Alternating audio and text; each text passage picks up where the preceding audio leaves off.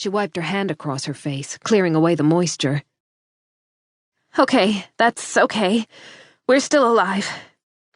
We need to apply pressure to your wound, Puda. A thud caused her to turn back. Puda lay sprawled across the ground. No, oh no, please, she begged, a thick weight lodging in her chest. Without thinking, she ran to the more intact guard, pulled his knife out of his belt, and then cut off a part of his suit that didn't have blood. There wasn't much to choose from. She returned to the small office, pressed the fabric to Puda's head, and racked her brain for where they might find a medikit on this floor. It probably has the same layout as a floor 10 stories up, right? She asked the silent room. 10 floors isn't enough to skimp on medical supplies, is it? Granted, while her department had been housed 10 floors higher, it had also been in a different building on the other side of town. The layout seemed vaguely similar, but not the same. You have to hold this, Puda, okay? Can you hear me? He didn't move or make any sound. She felt his pulse, and to reassure herself, the rise and fall of his chest. He was still alive, but if she didn't get something to help, he wouldn't stay that way.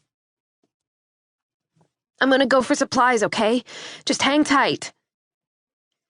Out of blind hope, she waited for a response she knew wouldn't come. Struggling for breath against her panic, she pushed up from her knees and jogged out of the office and around the corner, trying to avoid stepping on any piles of debris. There was no telling where explosives were hidden, or discarded. There was also no telling why, since Moxidone never seemed to have a clear strategy when employing their various weaponry. Wires and ceiling tiles hung down, looking like the root system of a giant plant. Piles that had once been work pods littered the floor with an occasional cracked screen standing erect in a sea of desecration. Green light flickered from an exit sign across the large space. She stopped next to an alcove and stared at the heap of stuff blocking her way. A black hole where the ceiling had caved in loomed above a counter. Beams cut through the darkness. After a deep breath, then two, she glanced back in the general direction of Puda. He needed help. She had to do this.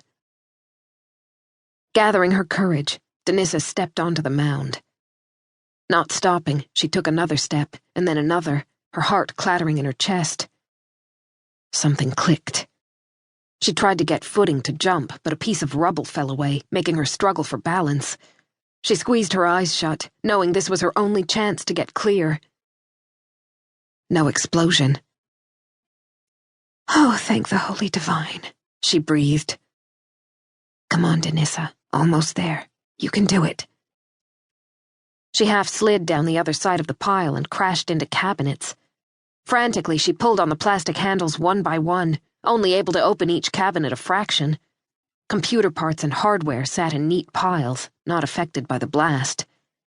Moving on, she ripped open higher drawers. No medical supplies. After continuing to all the other cabinets and drawers, she eyed the last, a cabinet door that was mostly blocked by the fallen ceiling. Exhaling loudly, she thought of where else medical supplies could be, then shook her head. On her floor, they had been with all this stuff. All supplies, no matter what kind, were kept in the same places on each floor for efficiency, so employees only needed to make one stop to stock up. Maybe they've all been used. No, they're here, she answered her wandering thought aloud. They had to be, or else Puda was in real trouble. Swallowing back a frantic sob, she kicked at the rubble, trying to clear a space in front of the remaining cabinet. She took to it with her hands, clawing and yanking, using all her strength. Finally able to pull the door open a fraction, she peered into the dark space. Gritting her teeth, she reached in and pulled everything out so she could see what she was working with. Panting, she poked through her spoils, and then cried in frustration. Nothing. Standing in desperation, she looked up with the intent to pray out loud. There, on top of the cabinets, was a dented metal box emblazoned with a large red cross. How stupid of her not to look up. Struggling, she managed to get it down, knocking something else off the shelf with it. A round metal disc bounced off the counter and then lodged at the base of the debris. It made a sound like a snap. Her breath caught.